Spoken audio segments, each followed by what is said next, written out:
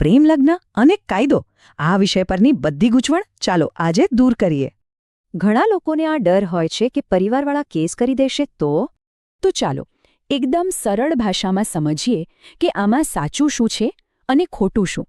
સૌથી પહેલો સવાલ, કાયદાની નજરમાં પુખ્ત એટલે કોણ?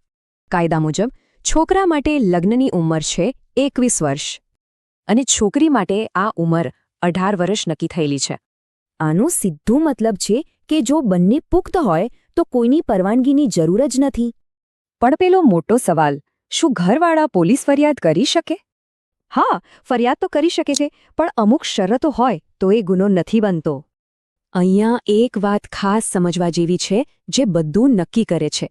જો છોકરી 18 વર્ષથી મોટી હોય અને પોતાની મરજીથી સાથે હોય તો કોઈ ગુનો નથી બનતો. પણ હા, જો ઉંમર ઓછી હોય કે જબરદસ્તી હોય તો એ એક મોટો ગુનો ગણાય. ટૂંકમાં બે વાત સૌથી અગત્યની છે: સાચી ઉંમર અને પોતાની મરજી. તો પછી કાયદાકીય રીતે સુરક્ષિત રહેવા માટે શું કરવું જોઈએ? સૌથી સારો રસ્તો છે કોર્ટમાં લગ્ન કરવા અને મેરેજ સર્ટિફિકેટ મેળવી લેવું.